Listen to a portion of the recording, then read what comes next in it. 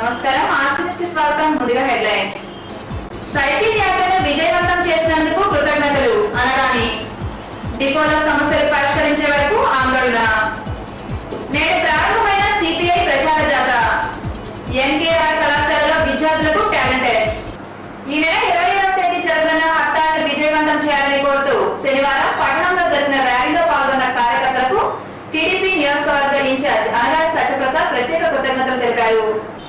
స్థానిక ఎన్టీఆర్ జూనియర్ కళాశాలలో నేడు ఏర్పాటు చేసిన విలేకరుల సమావేశంలో అనగాని మాట్లాడుతూ 27న జరిగే హర్తాల్లో వ్యాపారస్తులు ప్రజలు స్వచ్ఛందంగా పాల్గొనాలని పిలుపునిచ్చారు. ఎన్నికలకు ముందు రేషన్ కార్డులు, పెన్షన్లు మంజూరు చేసిన కాంగ్రెస్ ప్రభుత్వం బోగస్ కార్డుల పేరుతో తొలగించడం దారుణమన్నారు. పేద విద్యార్థుల కోసం ప్రవేశపెట్టిన IIIT సీట్లను కుదించడం ప్రభుత్వానికి తగదని అన్నారు. నియోజకవర్గంలో 6,000 సభ్యత్వ నమోదు కార్యక్రమాలు టార్గెట్ కాగా ఇప్పటికే 8,000 సభ్యత్వాలు నమోదు చేయడం జరిగిందన్నారు. 13 పార్టీలు కలిసి 27వ తారీఖున చేపట్టిన హర్తాల్ కార్యక్రమాన్ని జయవంతం చేయమని చెప్పి కోరుకుంటున్న చేసిన సైకిల్ ర్యాలీని విజయవంతం చేసిన కార్యకర్తలందరికీ నా హృదయపూర్వక కృతజ్ఞతలు తెలియజేస్తా ఉన్నాను. మరి ఇప్పుడు చూస్తూ ఉంటే అసలు రాష్ట్రంలో కేంద్రంలో ప్రభుత్వం ఉందా లేదా అన్న పరిస్థితి మనకు కనపడతా ఉంది. ఎలక్షన్కి ముందు ఎన్నో హామీలు ఇచ్చి ఇప్పుడు వాటిని ఏదో ఒక వంక పెట్టి వాటిని పథకాలన్నీ తీసేయడం అనేది చాలా బాధాకరమైన విషయం. ఎలక్షన్ ఇచ్చే రేషన్ కార్డులన్నీ దొంగ రేషన్ కార్డులన్నీ ఇప్పుడు తీసేయటం, పెన్షన్లన్నీ తగ్గించడం ఇలాంటివి జరుగుతూ ఉన్నాయి. దీన్ని అన్నింటికీ మేము తీవ్రంగా ఖండిస్తూ ఉన్నాం. మరి నిత్యావసర పరిస్థితులు వస్తువులు ఖరీదు చూస్తూ ఉంటే ఆకాశానికి పరిస్థితి కనపడతా ఉంది. డీజిల్ పెట్రోల్ ధరలు 12 సార్లు పెంచిన ఘనత ఈ రాష్ట్రంలో కాంగ్రెస్ ప్రభుత్వం ఉంది. మరి ఎలక్షన్ ముందు రాజీవ్ గాంధీ విజ్ఞాన సాంకేతిక విశ్వవిద్యాలయం అని చెప్పి మన రాష్ట్రంలో 3 ప్రాంతాల నుంచి 2,000 సీట్లని చెప్పి బడుగు బలహీన వర్గాల ఉన్న వాళ్ళకి సాంకేతికంగా ఆధునిక రంగంలోకి చెరువుగా ముందుకెళ్లే పరిస్థితి కనపడుతుందని అందరూ ఆనందించే సమయంలో ఈరోజు పరిస్థితులు అనుకూలంగా లేవని చెప్పి 1000 సీట్లు చేయడం అనేది చాలా బాధాకరమైన విషయం. గుంటూరు జిల్లాకి గత సంవత్సరం 400 సీట్లు వస్తే ఈ సంవత్సరం కేవలం 200 సీట్లు వచ్చే పరిస్థితి కనపడతా ఉంది. ఇది ప్రతిపాదించినప్పుడు కేబినెట్లో ఒక్క మంత్రి కూడా దీని గురించి డిస్కస్ చేయకుండా దీన్ని ఆమోదించడం చాలా బాధాకరమైన విషయం. దీన్ని తెలుగుదేశం పార్టీ వామపక్షాలు అందరం కలిసికట్టుగా మేము దాన్ని ఖండిస్తా ఉన్నాం.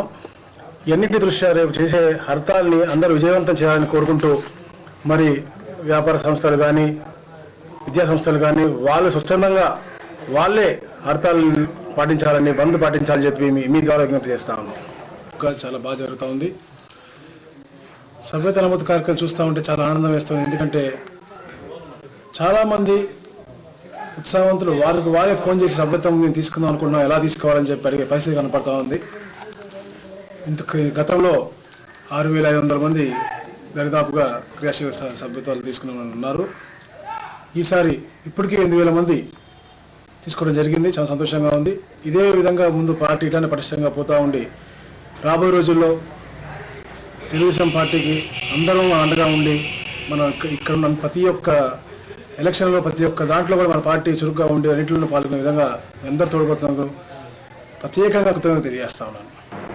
రేపటి ఆర్టీసీ డిపోలో నెలకొన్న సమస్యలను పరిష్కరించాలని కోరుతూ నేడు డిపో గ్యారేజ్ ఎదుట కార్మికులు ధర్నా కార్యక్రమాన్ని నిర్వహించారు.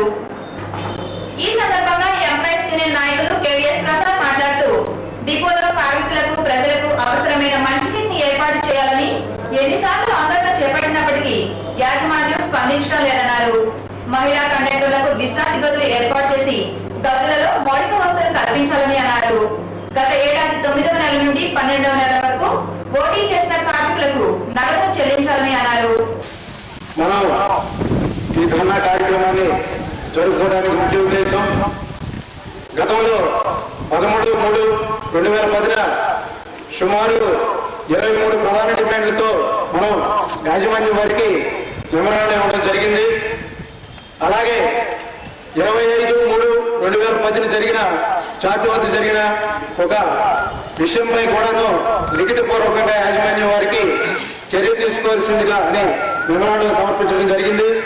అయితే 21వ తారీఖున మొన్న బుధవారం యాజమాన్యం వారు మనల్ని పిలిచి చర్చించడం జరిగింది. కానీ ఆ చర్చల్లో మనకి స్పష్టమైన హామీలు ఏమీ ఇవ్వకుండా ఏదో నామమాత్రపు చర్చలతో జరిపి ముగించడం జరిగింది. తర్వాత కూడా మనపై కక్ష సాధింపు చర్యలు, అట్లానే చార్ట్ బుకింగ్ లో పక్షపాత వైఖరి, ఇవన్నీ కార్యక్రమాలు యథావిధిగా జరుగుతూనే వస్తున్నాయి. ఈ డిపోలో ఇంతవరకు కూడాను యాజమాన్యం వారు ఎటువంటి చర్య తీసుకోలేదు. అట్లానే అవసరమైన చోట్ల లైట్లు ఫ్యాన్లు వేయమని చెప్పారు వేసవకాలం, అవి కూడా ఎక్కడ 9 రోజులు పరిశీలిస్తా ఉన్నారు.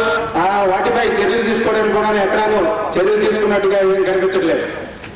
ఇంకా ఈ కార్యక్రమంలో ఎంఐఎస్ యూనియన్ నాయకులు P Kamalakar Rao, P Vijayaraju, D Saibabu, K Sambasivarao తదితరులు పాల్గొన్నారు.